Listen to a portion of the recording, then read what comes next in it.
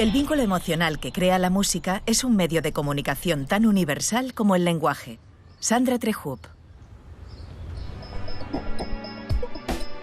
¿Nuestro sentido musical es algo innato? ¿Está escrito en nuestros genes y llegamos al mundo con esta capacidad? ¿O quizá responde al aprendizaje y a la influencia cultural y social de los primeros años de nuestras vidas? La psicóloga canadiense Sandra Trejub lleva décadas explorando la adquisición de competencias musicales en bebés para responder a preguntas como estas. En este capítulo de Redes, Eduard Punset charla con Trejub sobre la relación que tenemos con la música en nuestra más tierna infancia y de qué modo la utilizamos para comunicarnos en esa edad. Y en su sección, Elsa Punset, de la mano del psicólogo holandés René Dijkstra, nos muestra lo importante que es para padres y maestros conocer las distintas etapas del desarrollo físico y mental del niño.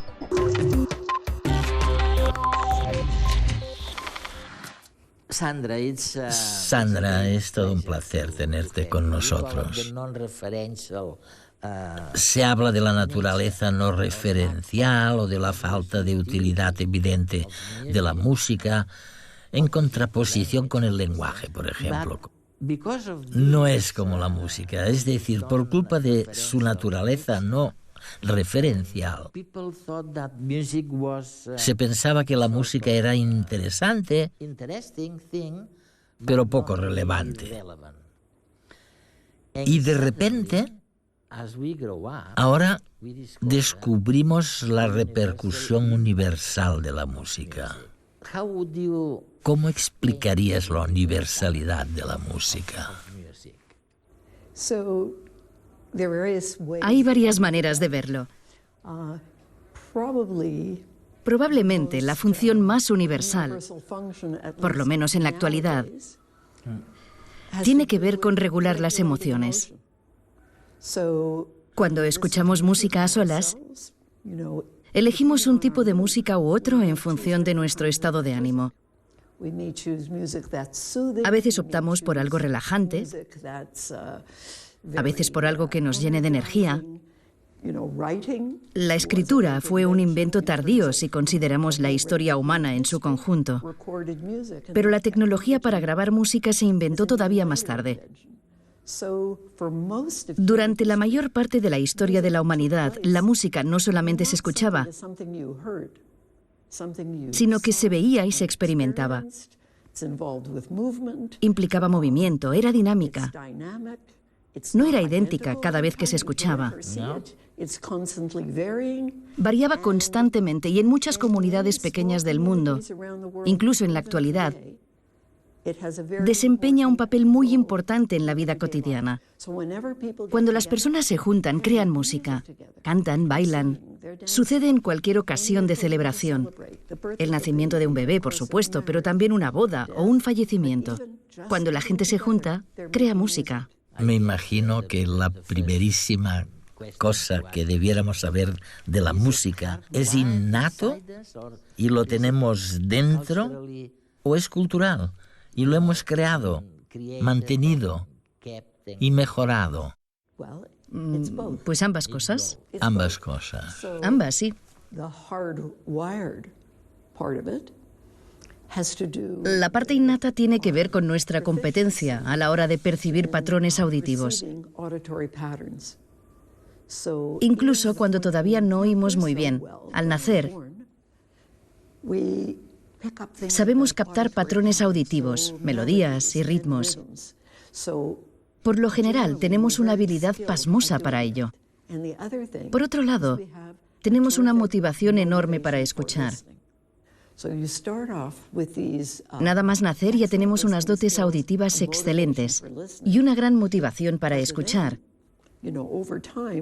Pero luego, con el tiempo, la cultura lo va ampliando en función de lo adquirido y compartido. Se crean varios tipos de música que se transmiten de generación en generación. Y las diferentes culturas crean a veces tipos de música muy distintos. Twinkle, little, how I wonder what you up above the world so like a diamond in A los niños les interesa más y recuerdan mejor las canciones que se cantan. Esto no es casualidad. La música es una forma de comunicación fundamental desde la más tierna infancia. Es más, los niños son unos excelentes críticos musicales. Ya desde los primeros días de vida, son capaces de identificar cambios en la estructura, melodía y ritmo de las canciones que escuchan. A los 6 meses de edad, son incluso mejores que los adultos a la hora de reconocer músicas de distintas procedencias. Esto se debe a que no están condicionados, como nosotros, por la cultura imperante, que nos acostumbra a solo un tipo determinado de música. Enseñar a cantar a un niño es un fenómeno universal. Se da de forma espontánea en cualquier lugar. Mientras que la manera en que las madres hablan a sus bebés es muy distinta según la cultura, las nanas son siempre igual.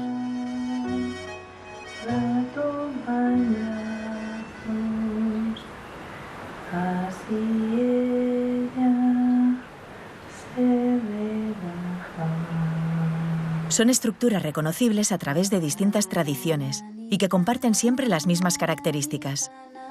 Tonos muy altos, tempos lentos, repeticiones y ritmos regulares las definen en todo el mundo.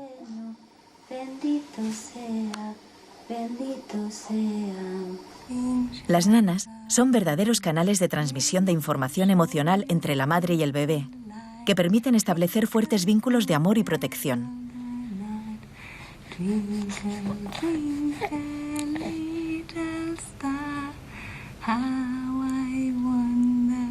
Mientras la madre canta, su bebé está en trance y la mira con más intensidad que cuando ésta solo le habla.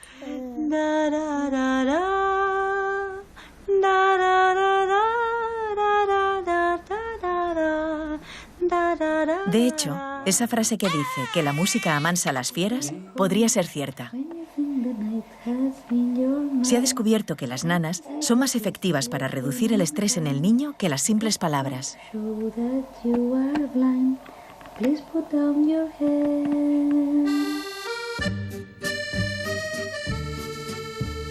A partir del año de edad, el niño empieza a contribuir en las actuaciones de su madre. Rellena los huecos que ella deja y participa de forma sincronizada no solo con la música, sino también con los movimientos. Este aprendizaje se produce de forma tan natural como cuando aprendemos a hablar. Pero mientras que se nos entrena para el lenguaje, la capacidad para percibir y entender la música ocurre sin necesidad de que se nos den instrucciones para ello. Por tanto, nuestras habilidades musicales son algo innato. Nacemos con ellas y las desarrollamos casi sin darnos cuenta. De hecho, algunos investigadores aventuran que la música podría ser incluso anterior al lenguaje.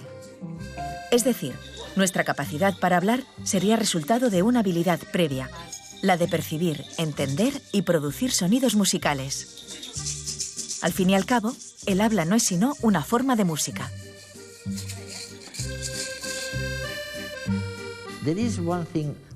Hay una cosa, corrígeme si me equivoco, pero he leído en algún sitio que has participado en una investigación para detectar si los bebés de entre 6 y 9 meses reaccionaban de un modo distinto ante los sonidos o la música consonante y los sonidos disonantes. ¿Cómo es posible esto, esta diferencia?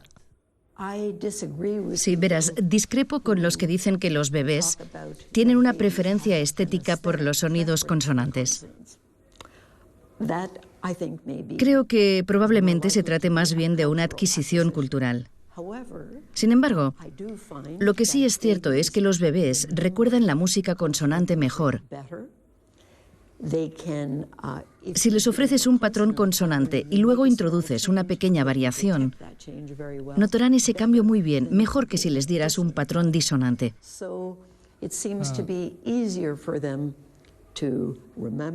Al parecer, les resulta más fácil recordar y detectar este tipo de diferencias. Pero cuando se dice que es una preferencia natural innata, Yo no estoy de acuerdo. No estás de acuerdo. No, en los estudios, no sé si los bebés escuchan música disonante. Según mi experiencia, no les molesta. No les disgusta la música, ni tampoco la evitarán o la escucharán durante menos tiempo. Lo único que sucede es que no la recuerdan tan bien.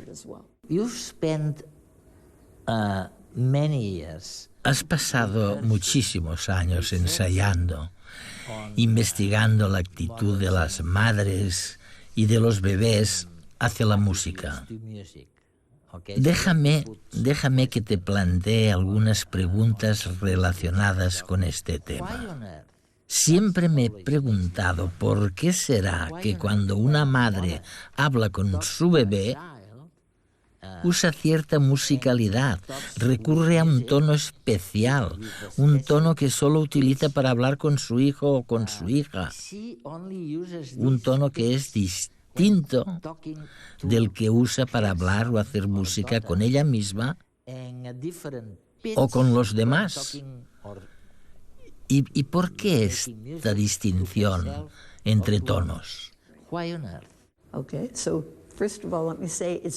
Bueno, ante todo, déjame decir que no solo se trata del tono. También están las transiciones de tono, es decir, las melodías. La madre usa melodías, habla de un modo exagerado. Ahora bien, hay que entender que se dirige a un bebé que no comprende nada de lo que dice. Así que no tiene nada que ver con lo que dice, sino cómo lo dice.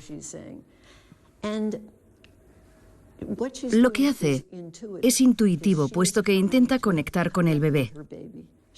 Intenta compartir sentimientos. No lo hace intencionadamente. Las madres, especialmente las madres occidentales o las madres de las zonas urbanas, siempre están planteándoles preguntas a los bebés. Por supuesto, los bebés jamás responderán, pero les preguntan: ¿quieres que vayamos a dar una vuelta? ¿Quieres jugar? ¿Quieres comer ahora? ¿Qué te pasa? ¿Estás cansado? Las frases interrogativas les permiten subir el tono, entre otras muchas cosas. Cuando lo hacen y ven que funciona, que el bebé parece prestarles atención y las mira con los ojos como platos, siguen haciéndolo. Hablan lentamente, lo exageran todo, no pronuncian bien las cosas, pero todo tiene que ver con las melodías y con la conexión que se establece con el bebé. A los bebés les encanta. Es increíble esta historia. Oye, una cosa. Hablando de cómo escuchan los bebés,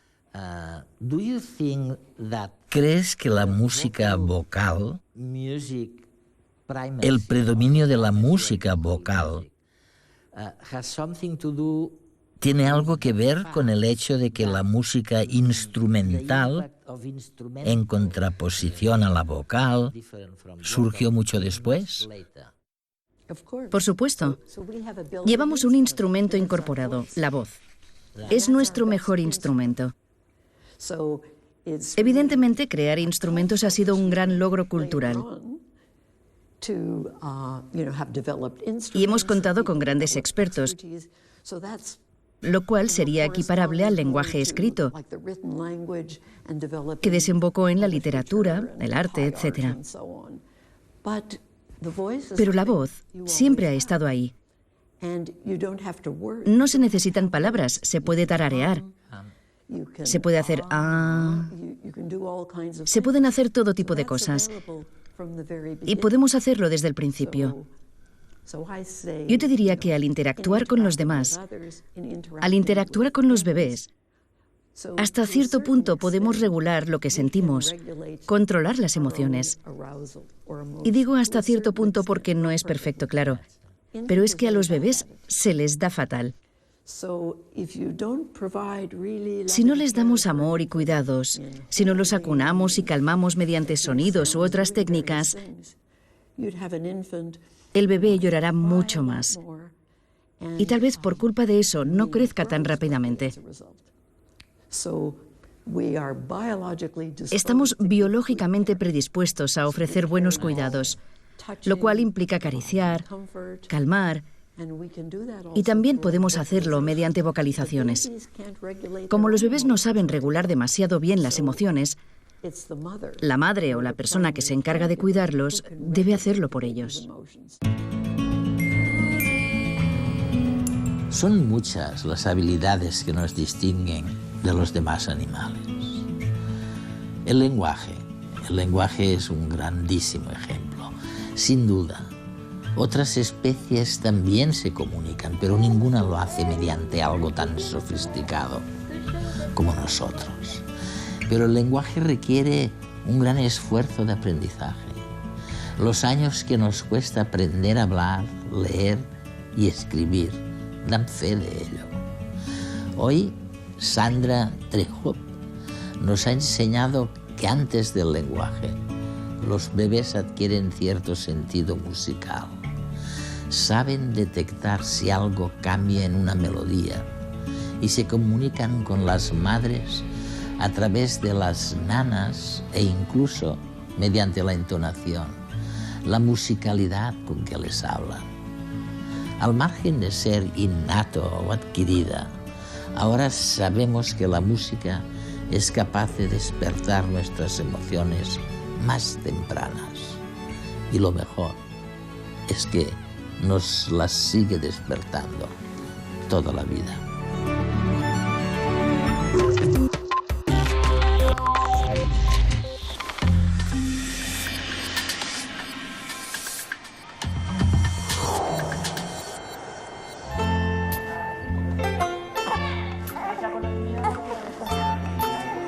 Nos dicen los científicos que estamos biológicamente predispuestos a ofrecer buenos cuidados a nuestros hijos, lo cual implica acariciar, calmar y guiar al niño.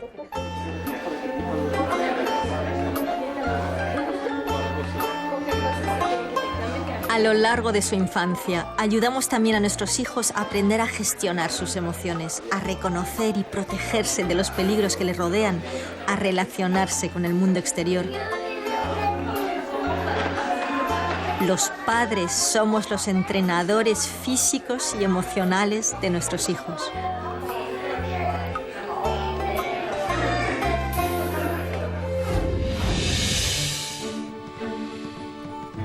Pero a nosotros, ¿quién nos enseña a ser padres? ¿Dónde aprendemos a educar para estimular el desarrollo de nuestros hijos y prevenir posibles problemas? La mayoría de padres pensamos que sabemos lo suficiente. Sin embargo, casi todo lo hemos aprendido a partir de cómo nos han educado nuestros propios padres. Pero ellos, ¿cómo aprendieron? Durante los próximos minutos vamos a comprobar qué sabemos y qué no sabemos acerca de nuestros hijos, que pueda ayudarnos a guiarlos para que sean adultos sanos en lo físico y en lo emocional. René Dijkstra es un psicólogo holandés que ha desarrollado un compendio de informaciones importantes que no todos los educadores, padres y maestros saben acerca del desarrollo de los hijos y que pueden ayudarnos a educarlos mejor. Has hecho un largo estudio sobre lo que padres y otros educadores saben realmente acerca de los niños. Sí. Y lo llamas canon, ¿verdad? Canon, sí. Vale, dinos a qué te refieres. Canon significa en realidad un conjunto de conocimientos que están realmente verificados, que sabemos que son ciertos y que creemos que es importante que todos los interesados tengan esos conocimientos a su disposición, de forma que puedan actuar en consecuencia. Eso es lo que significa canon. Y lo que hicimos, junto con un grupo de más de 20 expertos de todo el mundo, fue escribir ese canon a partir de lo que sabemos basado en investigaciones científicas óptimas y repetidas sobre el desarrollo y la crianza de los niños.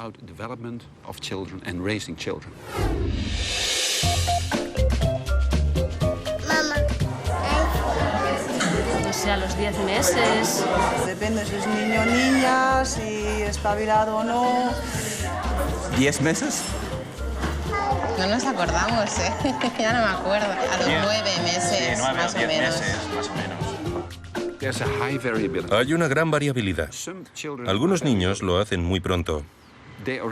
Dicen su primera palabra ya antes de cumplir el primer año. Y algunos niños empiezan más o menos un año después. Empezar tarde no predice que el niño vaya a tener un retraso intelectual, pero en el intervalo entre 1 año y 2 años y medio aparecerá la primera palabra. No todos los niños combinarán las palabras en frases, pero algunos lo harán. Albert Einstein comenzó a hablar tarde.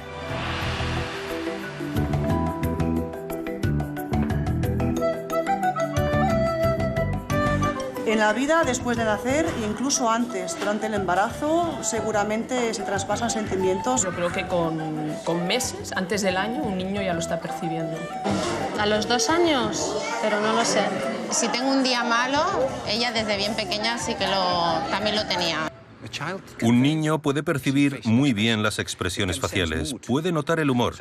Así que si tienes problemas o una riña con tu pareja, no te pelees al lado de la cuna del niño, porque eso crea una nube de tensión o estrés, y el niño se verá afectado por ella. ¿Y le afectará a largo plazo? No lo sabemos con seguridad, pero sabemos que respecto a aspectos específicos, si un cuidador, por ejemplo, la madre, sufre una depresión, perinatal, prenatal o postnatal, y es quien cuida principalmente del niño, este se verá afectado por el humor de esa persona y también presentará síntomas de depresión a la temprana edad de 2 o 3 meses.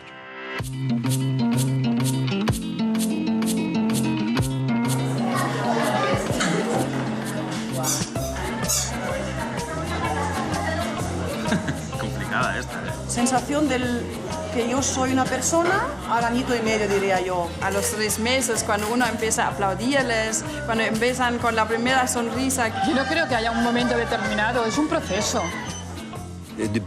Al desarrollo de la autoestima le precede la autopercepción.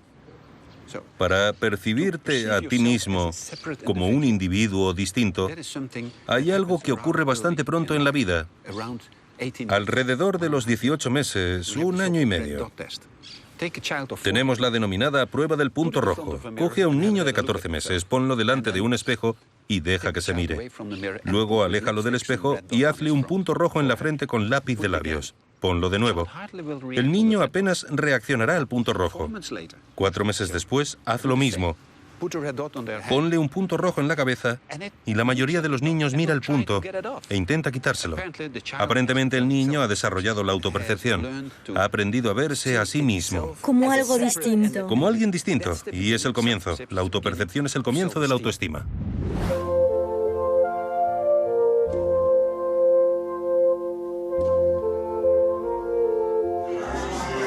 Aquí entramos en debate ahora, ¿eh? Yo en mi caso la cogía constantemente. Para nada. Un niño de esa edad necesita el cuerpo de la madre cerca. Yo creo que hay que saber compaginar. Todo tiene un límite, tampoco creo que sea bueno en cuanto empiezan a hacer ruiditos ya cogerlo, pero es inevitable. Y la respuesta es que no es verdad. No puedes consentir al niño. ¿Y por qué no? Porque a esa edad el niño no tiene memoria a largo plazo, así que no se le puede consentir. Pero al mismo tiempo, si no coges al niño, podrías crear una situación en la que el niño se estrese demasiado. Y entonces, todas esas hormonas del estrés, sobre todo si es crónico, afectarán al desarrollo cerebral, al desarrollo físico y también al mental. Así que, por favor, si un niño llora con frecuencia los primeros meses, cogedlo.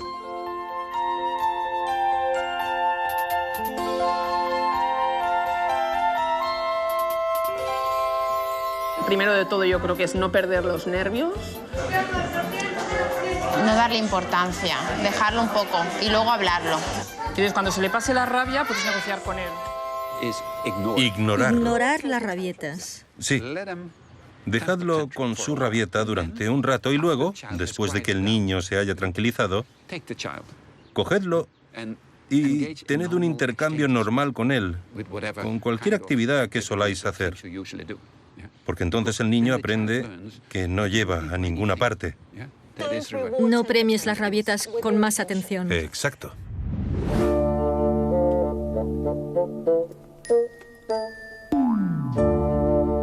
No, siempre es como una señal de ser débil. Hombre, alguna vez un cachete en el culete. No, o sea... No, nosotros le decimos, te daremos pam pam, pero no se lo hacemos. La respuesta absoluta canónica a esa pregunta es no. No, N-O. No. Un enorme no. Cualquier forma de violencia física está enseñando al niño que es algo que él mismo podrá hacer también después. Pero también está generando ansiedad al niño. Ansiedad por la persona más importante de la primera parte de su vida. ¿Le has preguntado a la gente, a los padres, a los docentes, si sabían algo acerca de la Convención Internacional que regula los derechos del niño? Sí, también les hicimos esa pregunta a los 1000 padres. Y también se la hicimos a profesionales que trabajan con jóvenes y niños. La mayoría de los padres había oído algo, pero en cuanto les pedimos que nos dijeran algo del contenido de la Convención sobre los Derechos del Niño, no sabían. Por ejemplo, los niños tienen derecho a ser educados por padres preparados. ¿Sabes? Una cosa que la mayoría de los padres piensan es que tienen el derecho de educar a sus hijos como ellos consideren mejor. No. No lo tienen. Pero la mayoría lo piensa. Hay un grupo de padres que cree que aunque hay un montón de información y buenos consejos por ahí, no deberían buscarlos porque tú como padre solo eres padre si lo sabes todo por ti mismo. Y es una locura. Porque un niño es un fenómeno muy complicado. Los seres humanos somos fenómenos muy complicados. ¿Cómo puedes, como ciudadano que no ha recibido una educación concreta, saberlo todo sobre aquello que influye en la crianza? Así que se exigen demasiado a ellos mismos.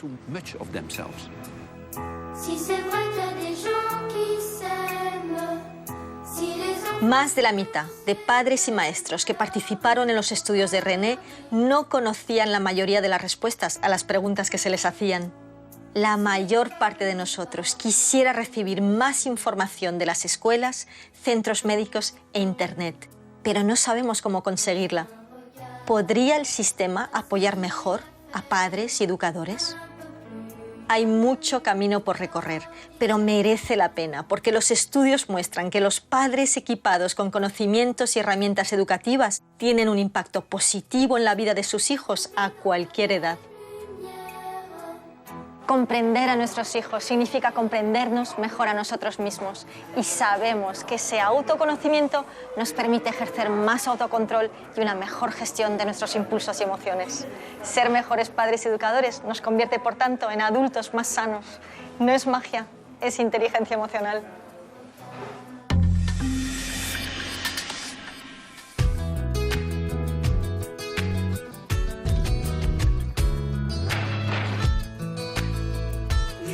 ¿Por qué cantan los pájaros?